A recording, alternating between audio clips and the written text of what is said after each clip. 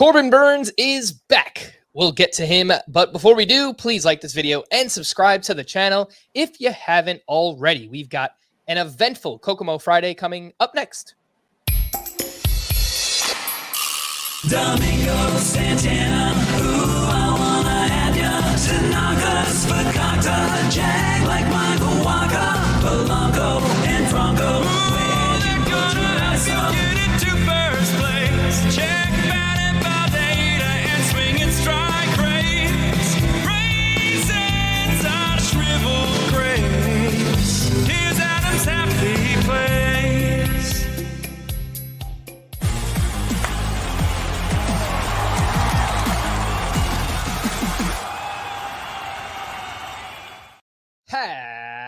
Happy Kokomo Friday and welcome into Fantasy Baseball today on September 9th. Frank Stampfl joined by Scott White. Today on the show, Corbin Burnes is back. He was amazing in a major way. We've got week 24 sleepers, 2-start pitchers, fantasy justice questions coming a little bit later on. Light night of baseball action, so we've got to mix it up a little bit here. Scotty, you are sporting the hometown Atlanta Falcons shirt. Did you watch? It's true. Did you watch any football on Thursday night? I watched about 2 minutes of football, mostly because this is what I did this weekend, Frank. I mean, not the whole weekend, but one thing I did this weekend was I went and got, I don't even know what to call it. I guess an antenna. But when I think antenna, I think antenna, like on the roof of the house. It's this white little square. Okay. That I, put in the coaxial plug on my TV, and I ran it to the window. And now I get all the networks in HD for free. It's like, why didn't I think of this before? Because I did the whole cord cutting thing a few months ago. Not a full year ago, but almost. And it's been kind of a pain watching live sports, Oh, I know. But I did this so I could watch that Georgia-Oregon game on Saturday. It was on can I say the network? It was on another network. And I was able to watch it uninterrupted, clear HD. And it's like, who would have known? Who would have known you could do this? Crushing it. That's if anyone, I'm still trying to figure out the optimal way of cord cutting. I think many people probably are trying to do the same. Like I've got a few different things going on. I've got the MLB package. I've got YouTube TV, whatever, but I watch or listen to the Yankee games on my phone while I'm building the rundown, but I also get score updates. So the score update comes through on the top of my phone before it actually happens. So it's ruined for myself. And I'm still trying to figure out the best way to consume Yankee games, but I don't know how to do it. So it's frustrating. These blackouts, it's a mess. But anyway. Yeah. Well, the reason I brought it up is because I wanted to make sure it was getting the game in. And it was. And so then I turned it off. Right, fair enough. Yeah, you didn't miss much because it was quite the blowout. Anyway, let's talk about baseball. Oh my goodness gracious! Oh my goodness gracious, Scotty, where would you like to begin? Well, I think I have to begin with what the White Sox were doing in Oakland and just what a launching pad Oakland has become. It's crazy. We talked about it yesterday. Let me see. What are the game conditions? Okay, 89 degrees. So not crazy hot, but, Bay Area. I guess that's pretty hot for the Bay Area. And the ball's flying out there. I mean, relative humidity, this is one of the all the places they play baseball. This is one of the places with the highest relative humidity during this time of year. And, Sears predicted it would see one of the biggest increases of home runs because of the widespread use of the humidor. And that seems to be happening. The A's themselves kind of got Kyle right with it the other day.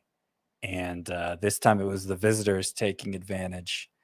Specifically, I'm going to highlight Yoan Moncada because he had the biggest game of all. Went 5 for 5 Well, it's not over yet. I guess he could add on to it still. He sure has could. gone 5 for 5 with 2 home runs and a double. And it's like completely came out of nowhere. He's been doing nothing all season. And then suddenly he has this monster game. But you dig a little deeper, both of his home runs were hit 100 miles per hour, which is not the exit velocity. It's not, we're not used to seeing home runs hit at that exit velocity this year. That's generally speaking. I mean, I'm not saying these are the only 2 home runs hit 100 miles per hour this year, but generally speaking, a 100 mile per hour hit ball has not been resulting in home runs like it has in the past. And both of Moncadas were hit like that. I believe some of the others hit in this game. So Romy Gonzalez hit 101.8 miles per hour. Eloy Jimenez hit 100 miles per hour. Like, these are not being clobbered. And by the way, 4 of those home runs I just cited, or I'm sorry, 3 of those 4 home runs I just cited were hit over 400 feet. Yeah. While being hit basically 100 miles per hour. So this seems like a product of the environment more than anything else. And it's weird to talk about Oakland in this way, but that just goes to show the effect that the humidor is having. Yeah, I agree. It's, how much do we take away from this monster game for Yoan Moncada? You mentioned he's got 5 hits and counting. The White Sox currently are winning 14-0, and that game is in the 8th inning. So I guess they could theoretically still add on here. But even with this massive game for Moncada, he is hitting .212 with a 626 OPS for the season. He's been in and out of the lineup. Really hasn't been the same since dealing with COVID a couple of years ago in the shortened season. I think he actually had COVID multiple times since then. So I don't know if that's necessarily to blame, but he kind of was fading even before that too. So I don't know that there's much to do with this, Scott. He is 49% rostered. He's got 6 games this upcoming week. Are we looking to add Moncada as a result of this game? My guess is probably not. It's a favorable schedule for the White Sox. Okay. And I do have 1 in my 10 sleeper hitters for next week. Kind of tempted to put a second in there, but not tempted to put Yoan Moncada in there. Okay. So I'm assuming you'd rather have Eduardo Escobar over Moncada. Yes. Okay. And just looking at the A's schedule for next week, all 6 of their games are on the road. So if you were looking to stream hitters in the launching pad known as Oakland Coliseum, it looks like we will have to wait at least another week because it will not be happening next week. Let's stick with that game, the White Sox, and just take a look at some of the other hitters that went off. You mentioned them, Scotty. Elvis Andrus, and kudos to Ryan Ireland, who tweeted this at us. Elvis Andrus had 2 hits in this game. He hit his 12th home run of the season. It went 444 feet. I think that tells you everything you need to know about the way the ball is traveling in Oakland. Now his home run of the 5 that have been hit up to this point in this game, his was hit 107 miles per hour. So it was, he got a hold of it legitimately. Yep. But 107 feet doesn't normally, 107 miles per hour doesn't normally become 444 feet. So yes, I think it's still exemplary as far as that goes. Elvis Andrus is the one I'm tempted to put in to my 10 sleeper hitters because of how hot he's been. I don't really believe in him though.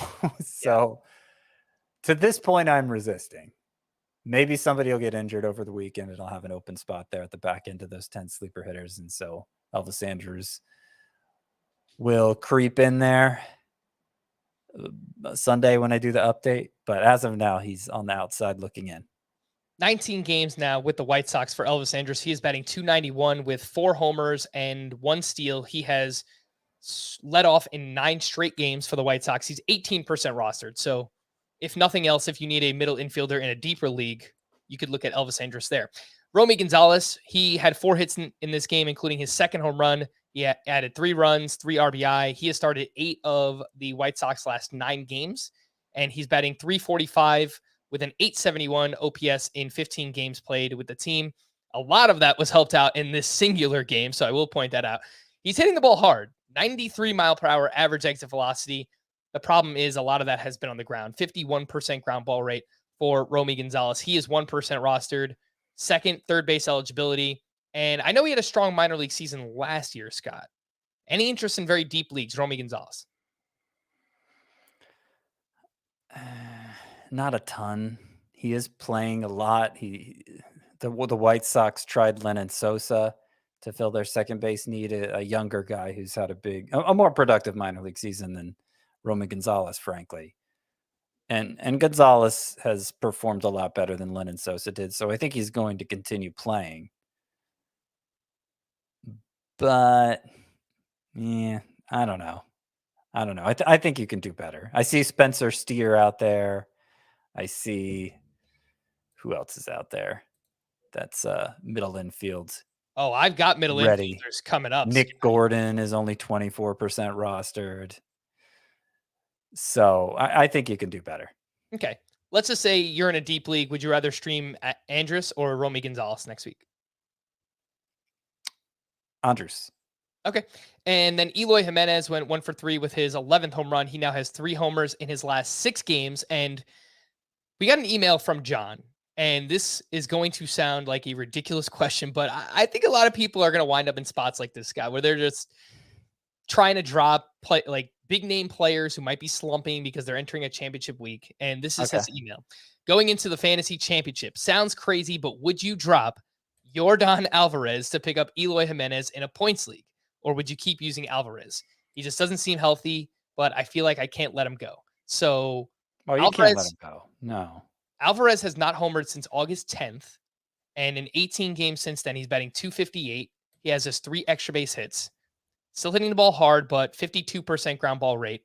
He is not healthy. He is very clearly not healthy. He's dealing with, I think he's had injuries to both of his hands, but he's not healthy right now, Scott. Yeah. If it's the championship and the other person cannot pick this player up and use them against you just for 1 week, or I guess maybe it's a 2-week championship, would you do that? Would you drop Yordan Alvarez for Eloy Jimenez? I mean, that's the number one fear, is that the weapon gets turned around and used against you. Okay, first of all, let's address the most obvious aspect of this, which is it's a very shallow league, right? Eloy Jimenez, who's 97% rostered in CBS leagues, is available in this league. So that's the only reason the topic of dropping Yordan Alvarez or even benching Yordan Alvarez is coming up, because shallow league. Okay. So having prefaced it with that, I guess it's okay. I mean, the White Sox and the Astros both have good matchups next week. I like the Astros a little better. But Eloy Jimenez has been the more productive one recently. He's a good player in his own right. Alvarez, I mean, the Astros, or Dusty Baker, I think, has been pretty clear that Alvarez isn't healthy right now. So you can understand the struggles being related to that, possibly. And I think it's fine as long as the person you're playing can't pick him up. Yeah. If he can, obviously you can't start everybody on your roster, so find somebody else to drop, to pick up Eloy Jimenez. Right. But it just speaks to, I guess, a broader strategy question, right? This time of year, where if someone can't be picked up and used against you and you just want to roll with a player who's hot or has much better matchups, you typically would be okay dropping a slumping player for someone who's, presumably more productive in the coming weeks.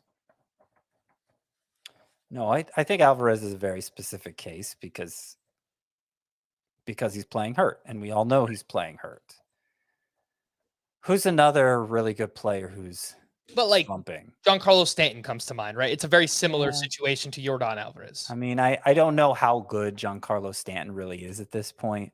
There's a line somewhere. I don't know exactly where to place that line, but there's a line somewhere where it's just like, I don't care how much this player has struggled recently. He's too good to sit. Like, if I'm going down, I'm not going down sitting this guy, And I think in like a 3 outfield league context, Giancarlo Stanton is on the side of the line where that's I don't put him in that untouchable category, you know. All right, fair enough. Oh my goodness gracious, 15 minutes in, but we've got to talk about Corbin Burnes, who was just absolutely fantastic, had been struggling recently, and we needed to see a start like this. And that's exactly what he gave us. Up against the San Francisco Giants, he puts up a season high 14 strikeouts over 8 innings of 1-run ball. He had 26 swinging strikes on 100 pitches, 12 on the cutter, 7 on the slider, 4 on the curve, 3 on the changeup. Just had everything working. 49% CSW. Just ridiculous stuff here from Corbin Burnes. Velocity was up across the board, up 1.3 miles per hour on each of the cutter, the changeup, and the slider. Was there anything else, Scott, that you saw here that helped Corbin Burnes get back on track? No, I think we said after his last start that it looked like something was just a little off. It didn't seem like there were no obvious signs of health concerns or really even effectiveness concerns. He just kind of was a little off, and seeing him bounce back as dramatically as this is encouraging. I want to follow up on what I just said a minute ago, because I'm imagining some of the tweets I'm going to get in response to that. The reason I say that there's a certain threshold of player that I'm just not going to sit, even if they've been slumping, is because like every hitter goes through slumps, and it's just because hasn't hit well for 3 weeks or whatever doesn't mean it won't turn on a dime this next week. I mean, the reason those players are so highly regarded is because they're going to bounce back from the slumps that inevitably come. So it's just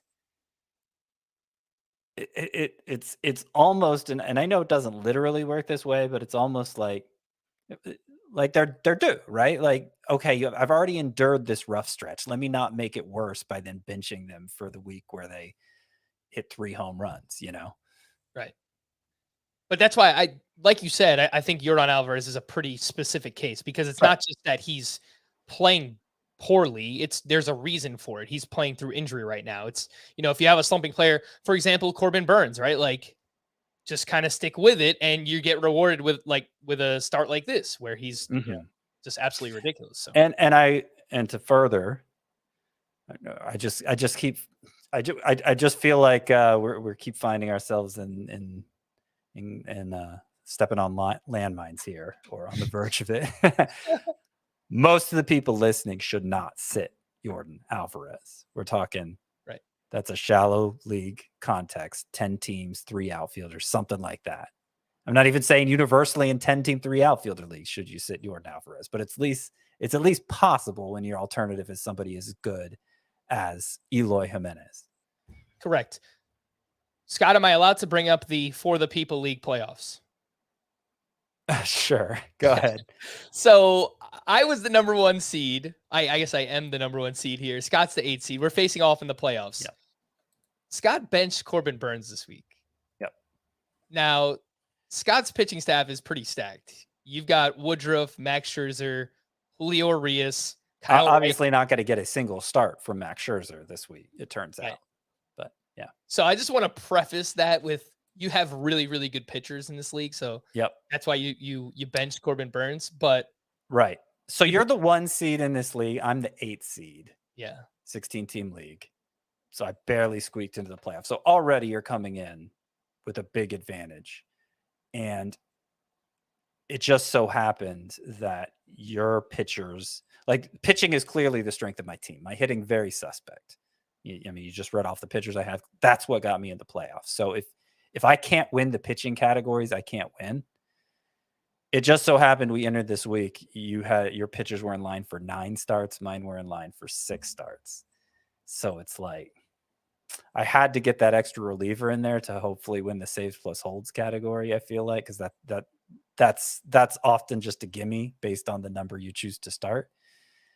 And so I had to bench one of those good pitchers, and I chose Burnes instead of Scherzer, because Scherzer had a really good matchup. Was also dealing with a health issue. Retrospect, should have sat him instead. But anyway, you slice it, I probably wasn't going to win. And this is why I can't. I like the 2-week playoffs. This is a head-to-head categories league, whether it's points or categories league, because if nothing else, I mean, just in general, it helps dilute the luck effect that you can sometimes run into over a 1 week sample. Right. But specifically, the number of starts each team has. The matchups could just line up so your good pitchers don't have as many as the other guys. And, if you make it 2 weeks, then that's not as much of an issue. I agree completely. Yeah. Head-to-head playoffs, try your best to line it up where you can have 2 week matchups. If nothing else, at least in the championship, because again, anything can happen in a 1 week sample of, baseball action, but try to make your playoff matchups 2 weeks if you can. Honorable mention for, oh my goodness gracious, JP Sears was the one who started for the Oakland A's, and he was crushed. Obviously, he gave up 6 runs over 2 innings pitched, and his ERA jumped from 2.37 to 3.33. His underlying numbers were not great. He wasn't getting whiffs. So I guess it's not all that surprising, especially considering the environment in Oakland right now and the fact that the White Sox are really good against left-handed pitching. More than anything, Scott, I just wanted to bring him up because I have a new nickname for him. Are you ready? Yes. The department store. That's it. JP Sears. Every time I read his name, I want to combine JC Penney and Sears from back in the day. And so we get JP Sears. So he's the department store. All right. I don't think Sears is still around, is it? It might be somewhere. I don't think so. I don't know exactly because remember Kmart went bankrupt, and yet there were still like a few Kmart locations around. So I don't know exactly how that works, but I know Sears certainly isn't as prolific as it once was, as widespread as it once was. Okay. According to Google, I'm not sure how accurate this is, there are roughly 20 full-line Sears stores left in the mainland United States. Okay. So not completely gone, but clearly fading and fading fast. Okay. Yes. So JP Sears was the guy who suffered from that onslaught in Oakland, entered with a 2.37 ERA. I think I said yesterday when we were doing streaming pitchers that he was at least going to be a high floor play for you. So, whoops. That was a dumb thing to say, it turns out. But that's why I don't like streaming pitchers. Yeah, fair enough. I mostly just wanted to bring him up to talk about the nickname. And there's probably something more clever in there. So if anyone wants to tweet at us or email us, let us know. But I just always think of those department stores when I read his name. Let's move over to some other middle infield waiver wire hitters, Scott, who may be available in your league. They're really not that exciting, but there wasn't much going on here. So we're going to talk about these names. You tell me if any of them matter, Scott. Kyle Farmer went 2 for 4 with his 10th home run. And over his last 26 games, he is batting .303 with 4 homers, 13 runs, 12 RBI. He's been fine. He's been solid. Like if you picked him up as a middle infielder in a deeper league, he's, I think, giving you everything that you've wanted. The Reds do have 9 games next week, which we'll get to a little bit later on. So I think it's worth mentioning Kyle Farmer for that reason. CJ Abrams went 2 for 5 with a double, 2 runs, and an RBI. We're looking for anything right now, Scott. Signs of life from CJ Abrams. And over his last 9 games, he is hitting .355 with 9 runs scored, hitting the ball hard, but not really doing anything else. He's not running. He's not hitting for power. But he's got to run. I mean, yeah. I don't think he's going to amount to much in fantasy if he isn't a significant base stealer. Yeah. Look, if he's hitting the ball hard, even if he's putting it on the ground, it should result in base hits. But you're right. If he's getting on base, he's got to steal bases. Which, by the way, I don't know if we were going to get into this today. I went on a tweet storm about it, but did you see the news? What news? I hope I did. The rule changes for next year. I've read a little bit about it. I didn't have it included in the show, but yeah, if you want to vent or bring them up, feel free. So they still need to be voted in, but it seems like they're going to be voted in. It sounds like that's just a formality. And so next year, MLB is going to adopt a lot of the rules that were implemented throughout the minor leagues this year. Pitch clocks is a part of it. But I think for our purposes, the main things are the the banning of the infield shift, and specifically, we knew that was coming, but the specifics are 4 fielders have to be on the dirt, and 2 on each side of second base. And that's about what we were expecting. It's sensible. It's fine. I think the more surprising development, and perhaps more significant for the fantasy game, is that they're going to implement a rule where pitchers are allowed only 2 pickoff throws per plate appearance. So you can imagine how that's going to play after they make the second pickoff throw and they have none left. Yeah. The batter's going to be able, or the base runner's going to be able to get a huge lead. And we've seen it in the minors, stolen bases go up. They're also increasing the size of the bases themselves, which will also help with stolen bases, though not as much as that pickoff rule. Now it's not as crazy as it initially sounds, because I'm thinking, all right, the pitcher throws over twice. That's it. The runner can walk halfway to second base. Like it's just an easy stolen base at that point. Mm-hmm. The pitcher can make a third pickoff throw, and if the runner's out, he's out. But if the runner's not out, it's a balk. So it's like if the pitcher throws over that third time, it's either the runner's getting to the next base or he's out. Right.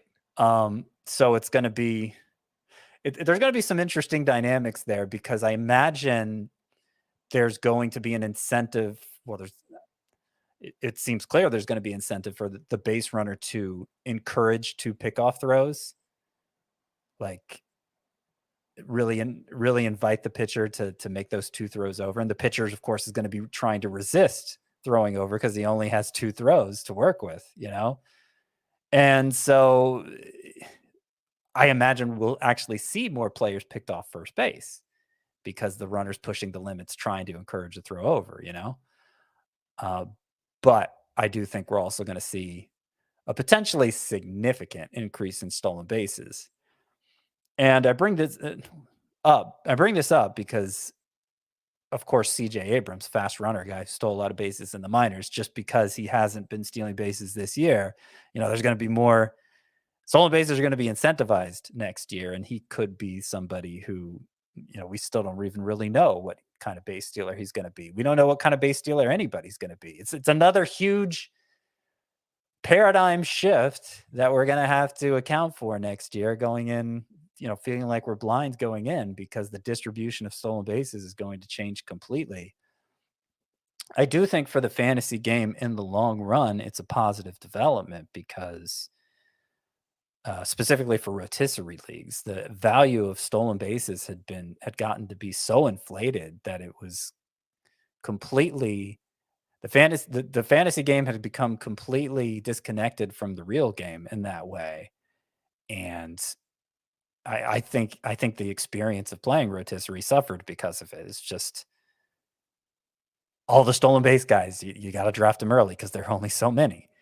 Yeah. And hopefully this will create a democratization of stolen bases, kind of like we saw a democratization of home runs during the juiced ball era, where they're just, you can find them in more places, and it's not what's driving hitter values completely, because there are enough out there to go around. So that's what I'm hoping happens. Obviously, it remains to be seen. So that's the one that's probably the biggest takeaway. But the banning of the shifts is worth touching on again. Batting averages, I think, as a whole are going to go up, especially for left-handed hitters who are the most shifted on. And for some hitters, I think it could be significant. I think, obviously we'll have to break it down for specific hitters, but I think for some players, it could be as much as a 50-point increase in batting average, I have so many thoughts, Scott, right now that my brain is about to explode. But obviously, once we know for sure what's going on, we'll do either an entire podcast just dedicated to this and how we think it can affect the fantasy baseball environment moving forward.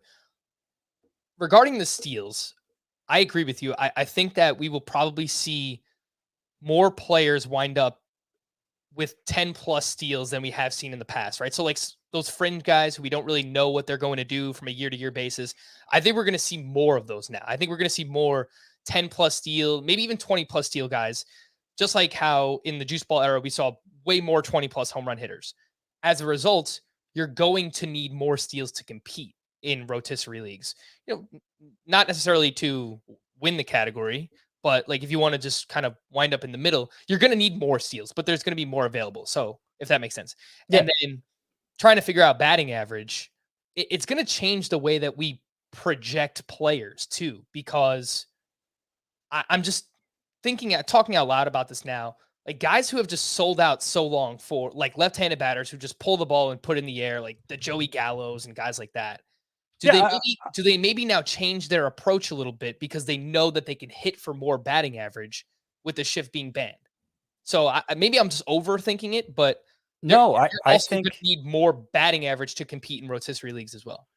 I think the fly ball revolution was a direct response to the increase in infield shifting. I mean, at the time that really began to be so widespread, you heard a lot of hitters saying, well, they'd be asked, well, why don't you just go the other way, take advantage of that open hole and that hole on the other side of the field? And it's like, well, I'd rather just hit it over the shift completely, was their response. You heard that response a lot. I heard that response directly because I talked to a lot of these guys. I happened to go to the All-Star game in Cincinnati about the time that was happening. And that's the reaction I got from a lot of them. Mark Teixeira in particular stands out. Yep. And Mark Teixeira was a guy, you look at his batting averages before the shifting started and after, and it was a big decrease. He really suffered from that. So I don't know that the changes in for every player will be immediate. I mean, and partly this is going to be a gradual thing, but it's if all goes according to plan, and with big changes like this, I always worry about the unintended consequences, but it's going to return the game to a more familiar aesthetic, a one that the game is subscribed to for more of its history and for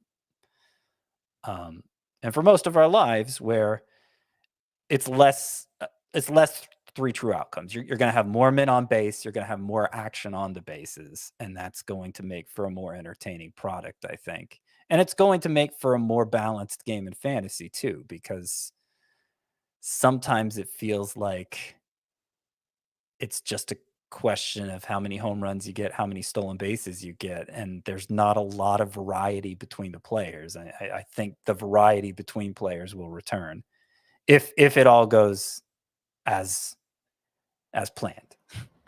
We've got all off season to figure that stuff out, but it's a really good conversation. So apologies for the diatribe, but I think many people are probably going to like to hear about that stuff. Let's quickly just touch on a few of these waiver wire hitters, Scotty, and then obviously preview next week's action as well. I mentioned Kyle Farmer. I mentioned CJ Abrams. Two other ones. Brendan Donovan went 3 for 3 with 2 walks, a double, 2 runs scored. Over his last 18 games, he's hitting .358. Pretty much empty batting average, however. The Cardinals do have 7 home games next week. And then Isaiah Kiner-Falefa, he went 2 for 5 with his 18th steal. And over his last 7 games, he's hitting .360, 2 homers, 3 steals. The problem, the Yankees only have 5 road games next week. Anything with these 4, Scott, middle infielders, Kyle Farmer, CJ Abrams, Brendan Donovan, IKF. No, not a lot. Brendan Donovan has gotten hot, and we talked about that with Alec Burleson getting the call the other day. Burleson was in the lineup for his major league debut here Thursday, went 0 for 4 with a walk and a run scored. It sounds like the plan is for him not to play that much, maybe some DHing against righties, being used as a pinch hitter. That's how the Cardinals MLB.com beat writer put it. So I imagine that means Brendan Donovan's going to keep playing a lot. And I do like the Cardinals matchups for next week. They have 7 games. 4 of them are against the Reds. So I think Brendan Donovan, with all his versatilities, is somebody you could think about using next week, though he doesn't quite make the cut for my top 10 sleeper hitters, in part because the Cardinals do have so many choices there. Okay. Would you take either Andrus or Romy Gonzalez over Brendan Donovan for next week? It's a close call between Donovan and Andrews. I probably, if we're just talking about for next week, I'd probably give Andrews a slight advantage. But I do trust the sustainability of Donovan a little more.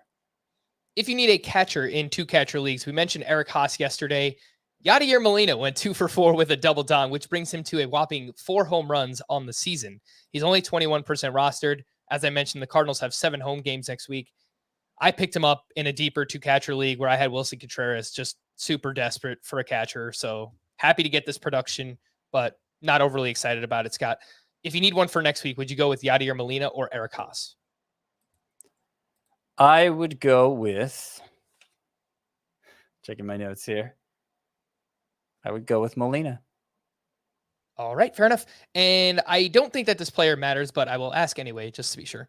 Alex Call went 4 for 5 with his second home run, 5 RBI with the Nationals. However, he's only started 2 of their last 7 games. Anything?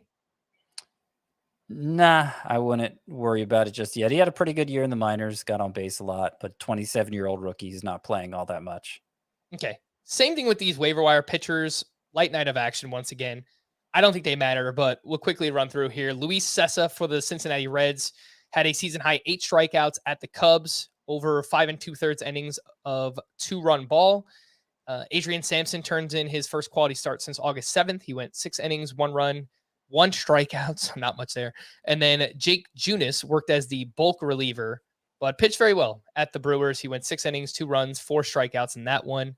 Scott, anything here with these 3? I guess it would have to be a deeper league play, but Cessa, Sampson, Jake Junis.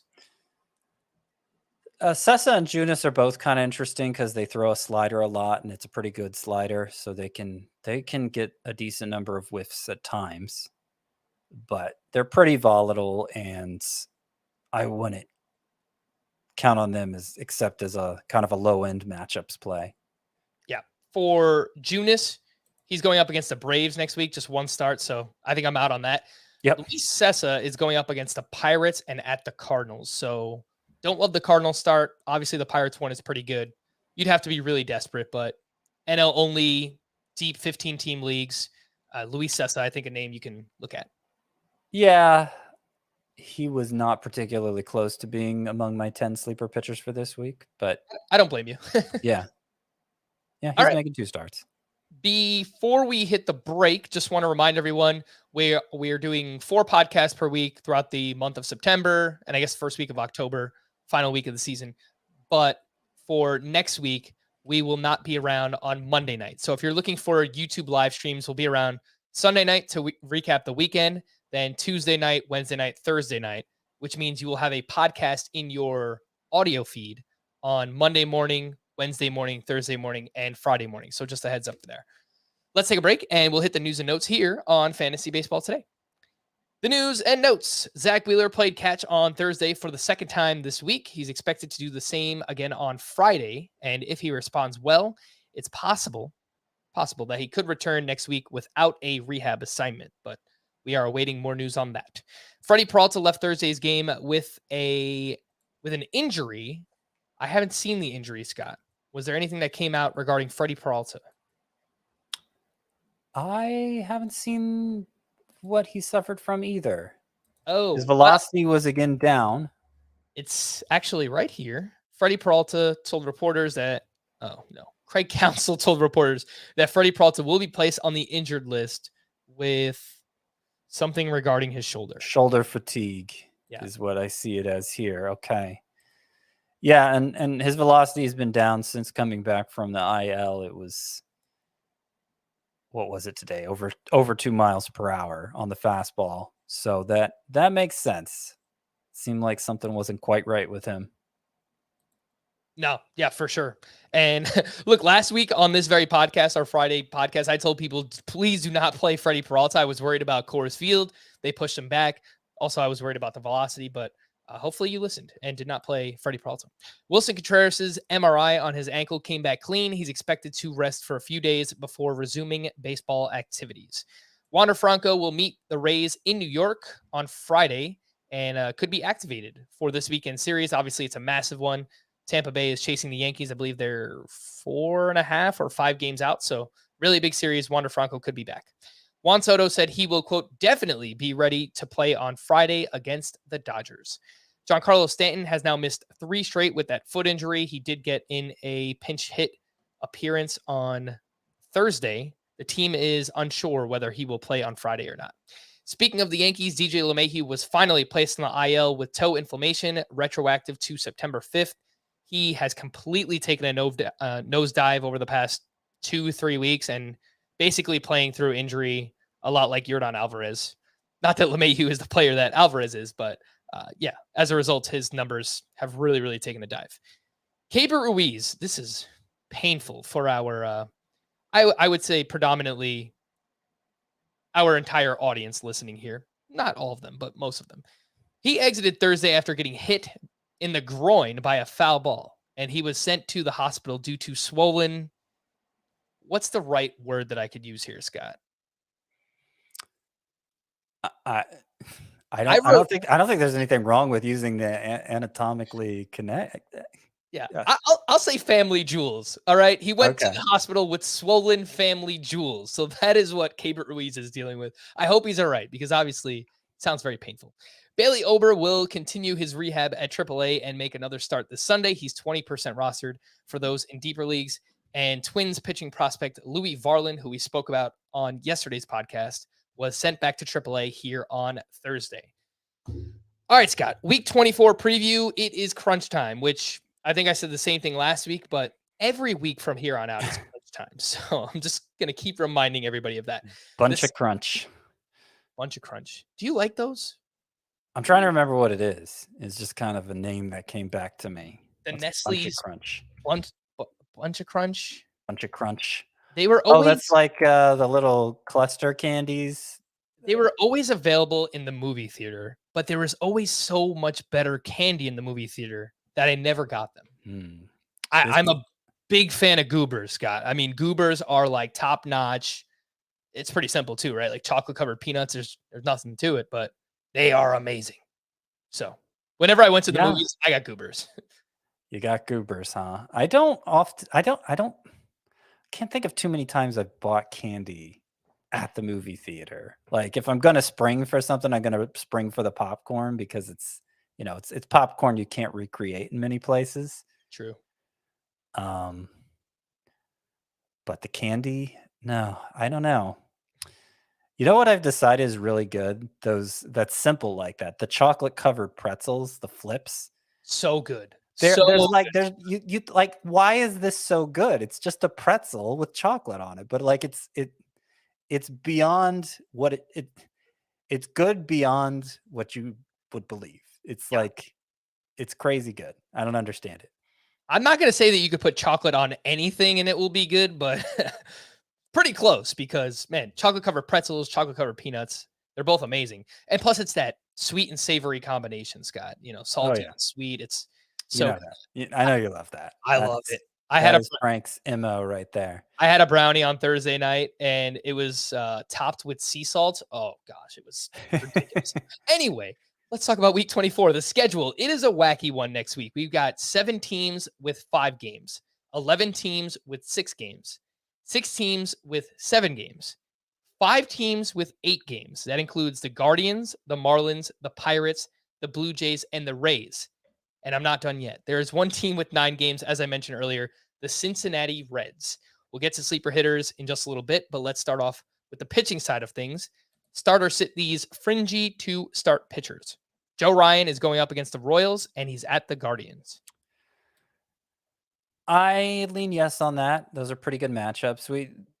I talked about the Guardians as kind of a middle of the road matchup recently, but they're actually in the bottom 10 in terms of runs scored, and they're terrible against lefties. I know Ryan's not a lefty, but they're the second worst in OPS against lefties.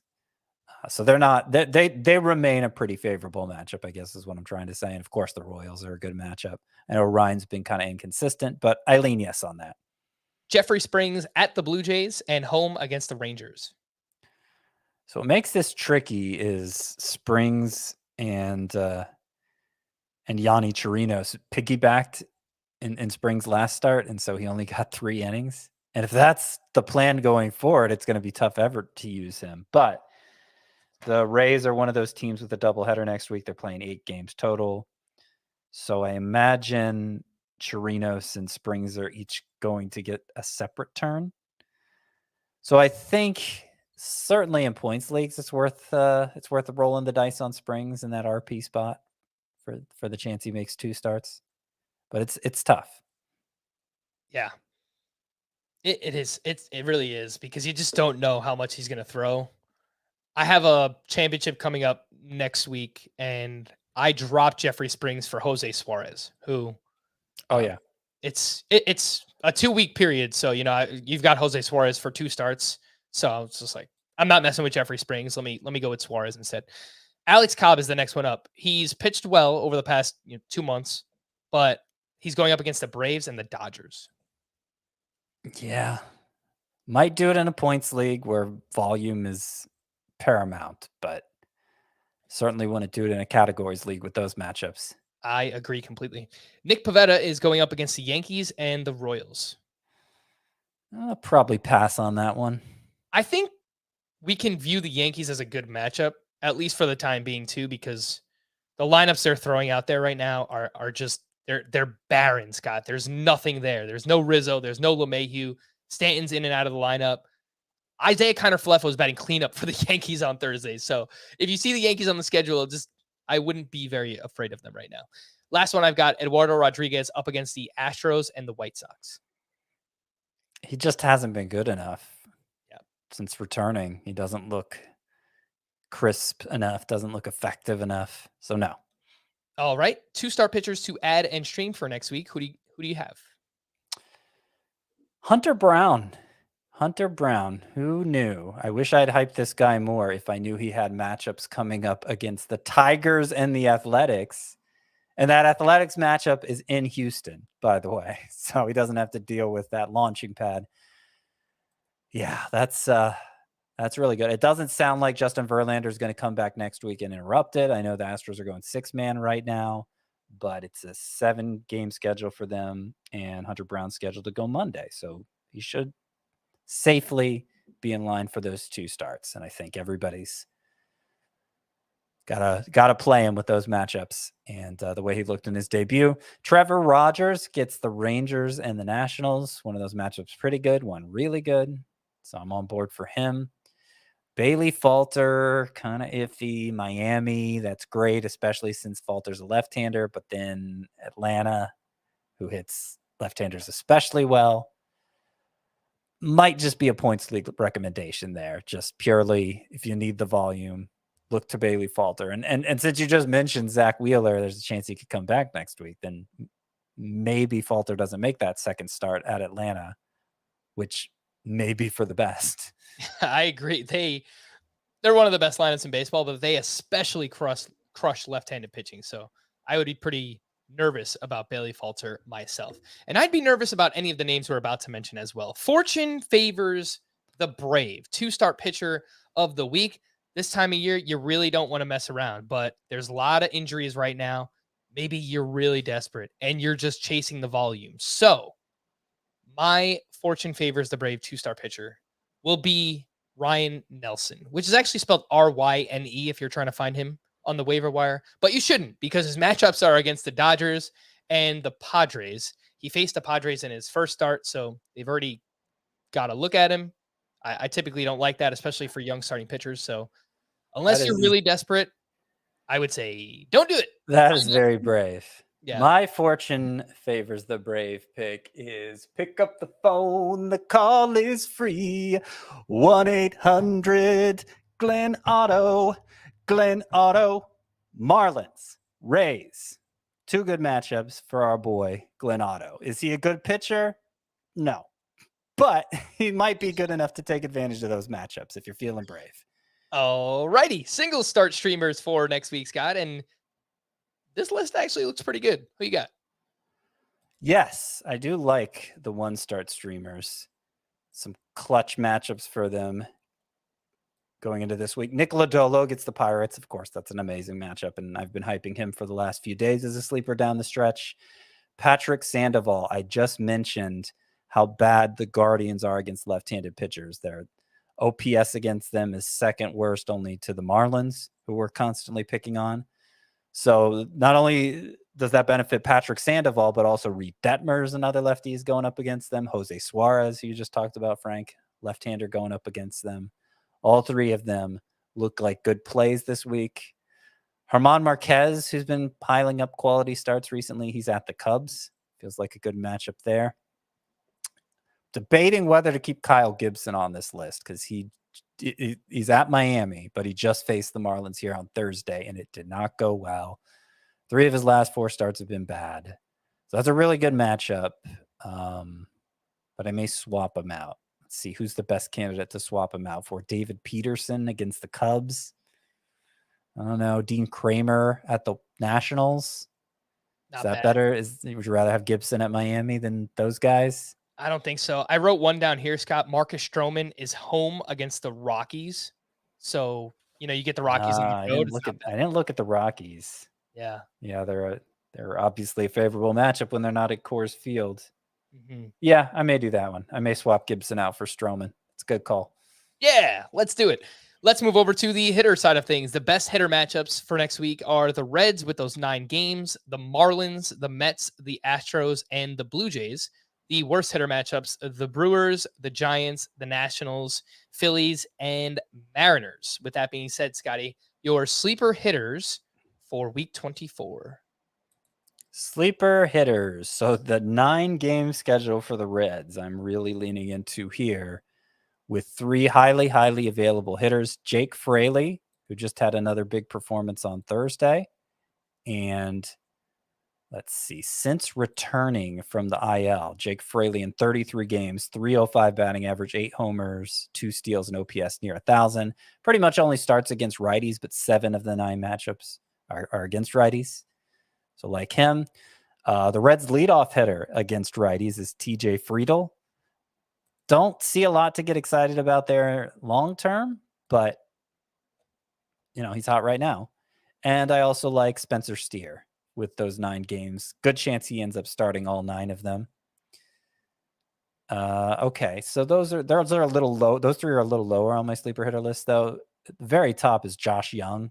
I'm going for it. First game. Hasn't made his major league debut yet, but it's coming Friday. I expect him to play more or less every day. And the Rangers have good matchups for the most part. 5 lefties on the schedule, so he's a right-handed hitter. That should help ease him in too. I like the Twins matchups this week, even though they weren't among the 5 best. Part of the reason they're not among the 5 best is just there's so many teams with 9 and 8 games, right? Twins have 7, but they're against the Royals and the Guardians. They get Bieber in that Guardians series, but that's it. Easy matchups otherwise. So Jose Miranda's a good play. Nick Gordon's a good play. You mentioned Eduardo Escobar's been hot, and the Mets are my 3rd favorite matchups this week. So he's in here. Mark Canha's in here. And while I wasn't able to squeeze Elvis Andrus in here, I do have his teammate AJ Pollock for favorable slate. 3 games against the Rockies, 3 games against the Tigers. 3 of the 6 pitchers are lefties, and AJ Pollock has crushed lefties this year. So he rounds out the list here for me. All right. I did notice that there is no Kyle Farmer on this list, Scotty. No love for Kyle Farmer? I thought about him.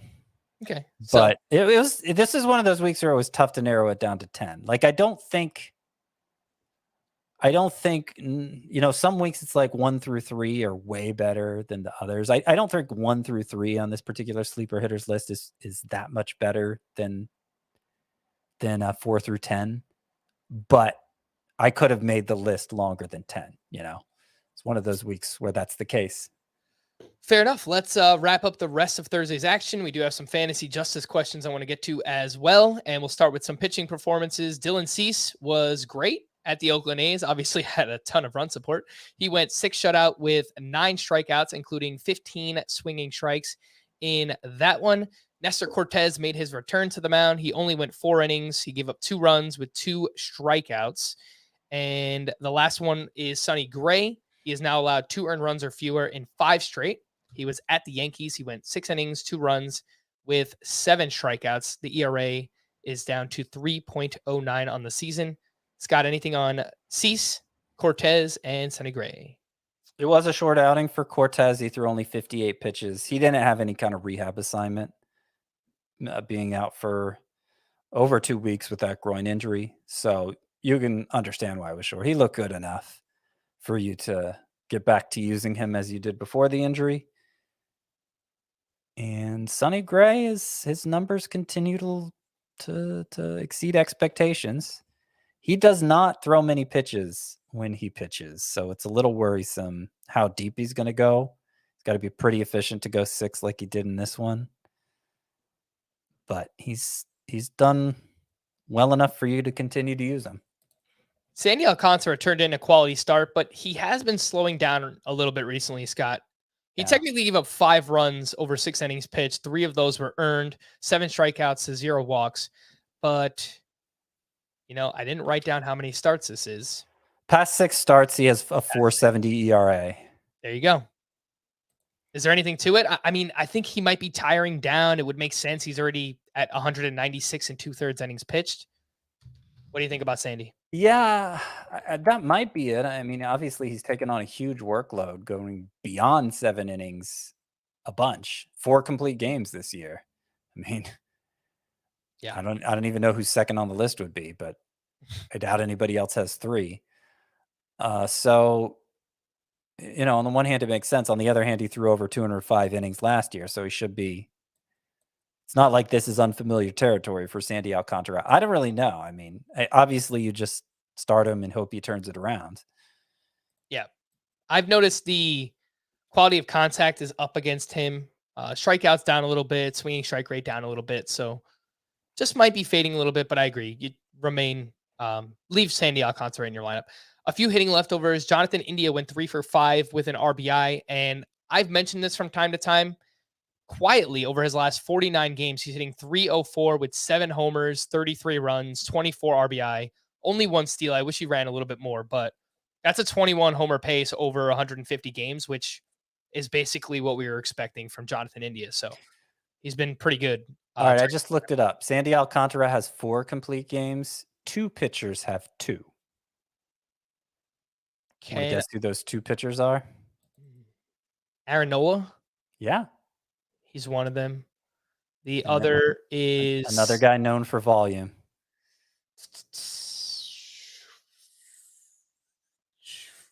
I know he's given a lot of quality starts, but I thought I heard the sound coming out of your mouth. You're about to say it. No, you're about to say it. No, I wasn't. I was gonna Yes, say you are. I was gonna say Framber Valdez. That's the answer. Oh, it is. All right. Yeah. Good job. Yeah, look at me. All right, so Jonathan India has been good, and they've got 9 games next week, so obviously we're excited about him. Seiya Suzuki went 2 for 4 with his 12th homer. He has 2 homers in his last 3 games, and Carlos Correa went 1 for 4 with his 18th home run. He has 3 home runs in his last 5 games. I did just want to mention, I know recently we talked about Garrett Mitchell, and we were so excited for him. He has really slowed down. He's not playing every game. He's batting 154. Only 1 homer, a 48% strikeout rate. And obviously the Brewers have pretty bad matchups next week. So in shallower leagues, if you picked up Garrett Mitchell, I think obviously you can drop him for one of those sleeper hitters for next week. The call to the bullpen for the Nationals. They had a 3-run lead in the 8th inning, and that is where Kyle Finnegan pitched. The Nats tacked on 2 more runs. Jake McGee started the 9th. And then he was replaced by Carl Edwards. So I don't know, maybe Carl Edwards starts to see more save opportunities moving forward. For the Cubs, Brendan Hughes pitched in the 7th inning with a 1-run lead, and then Rowan Wick entered in the 8th. He had runners on 1st and 3rd in a 1-run game. He walked 2 and gave up the lead. So the Cubs bullpen is pretty bad, as is Rowan Wick. For the Reds, Alexis Diaz recorded 5 outs across the 7th and 8th innings. He wound up with the win. Ian Gibot. I don't know if that's how you say his name. Gibot. Maybe it's Gibot if it's like French or something. He struck out 2 for his first save of the season. For the Brewers, they had 2 save opportunities across their doubleheader. Devin Williams picked up one of those for his 11th save. Taylor Rogers struck out the side for his 31st save. For the Phillies, David Robertson entered in the 9th with a 1-run lead. He gave up 2 runs on 2 hits, a walk, and an error. He takes his 7th blown save and 3rd loss of the season. It's a hard G. Ian Gibaut. Gibaut. It's a pretty cool name. Gibaut. Ian Gibaut. But you don't need to know about him. Yeah, fair enough. And then for the Twins, Jorge Lopez entered in the 8th inning with a 2-run lead. He recorded 2 outs and gave up a run. He was relieved by Caleb Thielbar. And then Michael Fulmer recorded the final 2 outs for his 3rd save of the season. And I thought maybe Lopez was not getting save opportunities recently. It's just that the Twins haven't had many save opportunities over the past 2 or 3 weeks. So I do think more often than not, he is still their main go-to reliever. That is Jorge Lopez. Oh, I said the wrong thing. Soft G is the J sound. Hard G is the G sound. My bad. So it's a soft G. Gibaut. I like that name. Yeah. It's cool. To stream or not to stream on Friday, we've got Drew Smiley up against the Giants, Roansy Contreras against the Cardinals, Brian Bayo at the Orioles, Austin Voth versus the Red Sox, Ross Stripling at the Rangers, Nick Lodolo at the Brewers, and Herman Marquez versus the Diamondbacks in Colorado. Lodolo for sure. Ross Stripling's pretty good. Herman Marquez, I don't mind. Okay. On Saturday, we have Marcus Stroman versus the Giants, Adrian Martinez versus the White Sox. That game's in Oakland. Matt Manning at KC, Jonathan Heasley versus the Tigers, and then Adrian Hauser versus the Reds. Am I going to say Matt Manning? No. Stroman probably over Manning. Neither of them are that great. I agree. And then Sunday, we have Jose Quintana at the Pirates, Mitch Keller versus the Cardinals, Marco Gonzalez versus the Braves. Yuck. Tyler Alexander at the Royals. Quintana's fine. Quintana at Pittsburgh, pretty good. But he might only go 5 innings because that seems to be what he does. All right. Well, I teased that we have fantasy justice questions. It's pretty late, but you know what? We're going to do it anyway.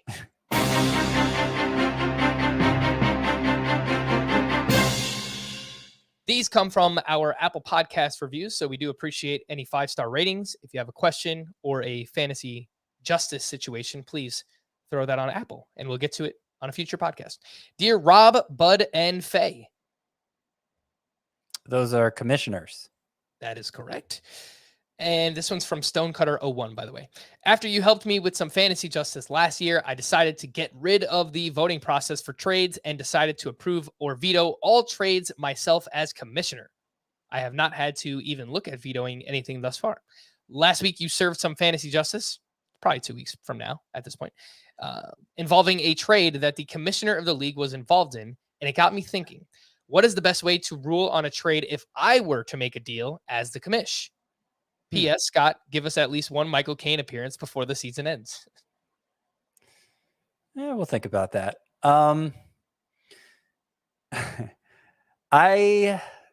This is an idea I've come up with for the Scott White Dynasty League that hasn't had to be used yet in however many years it's gone on, 8, I think.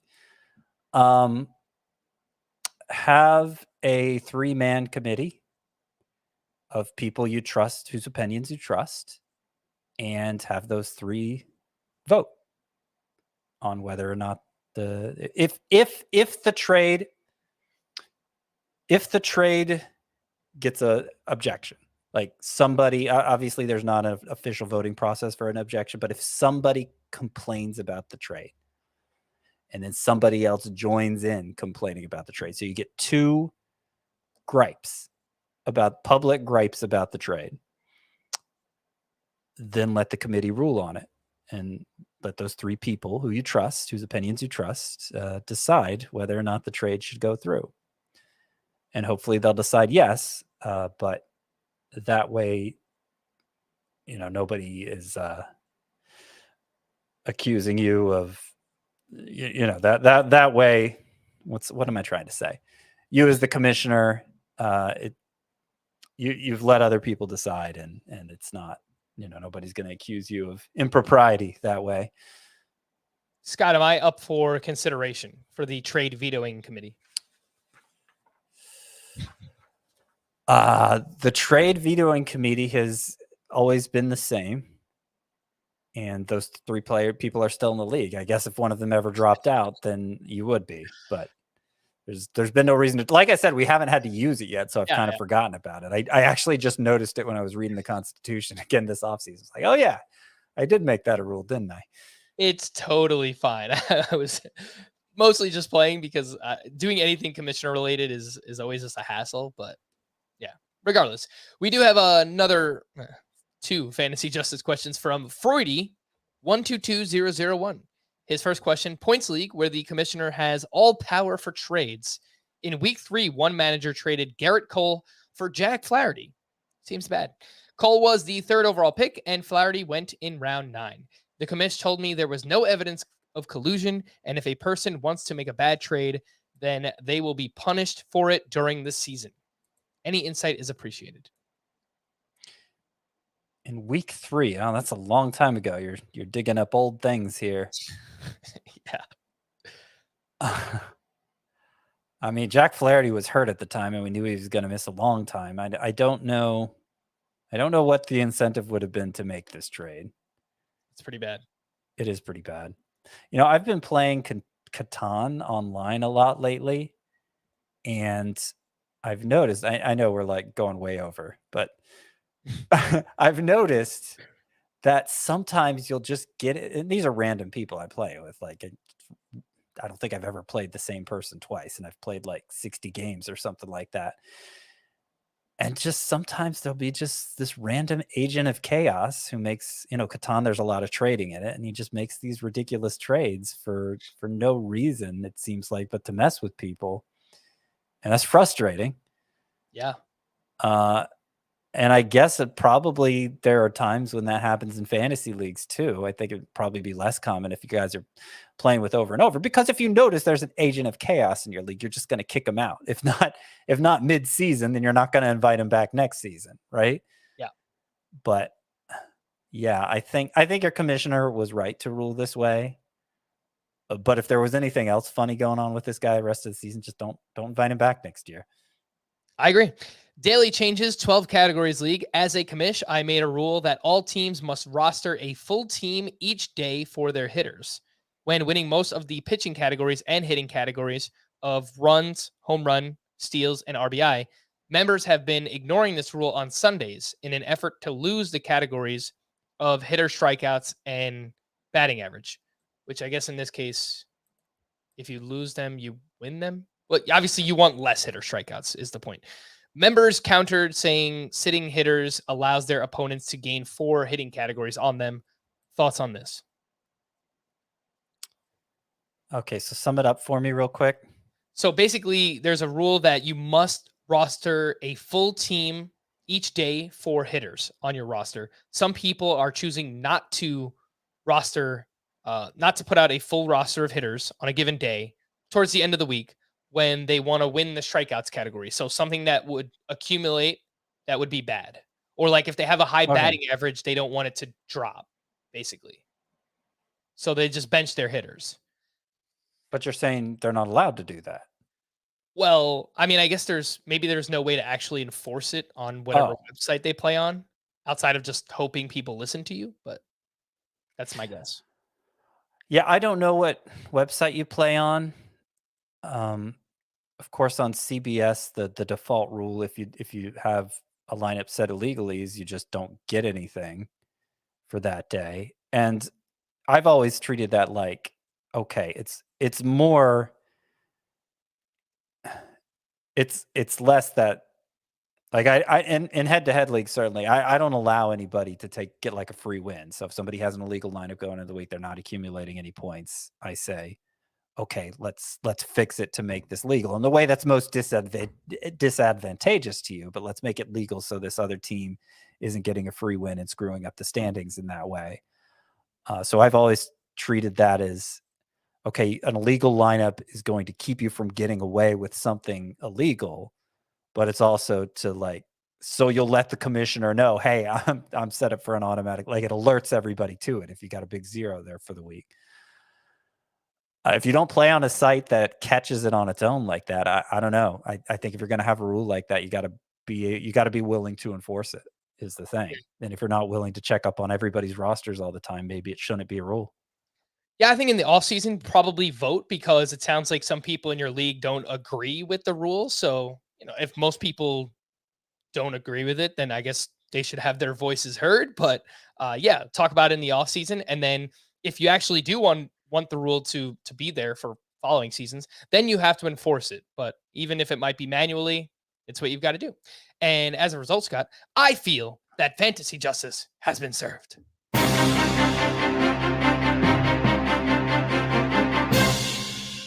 For Scott, I am Frank. Thank you all for listening and watching this very long edition of Fantasy Baseball Today. We'll be back again on Monday. Bye-bye.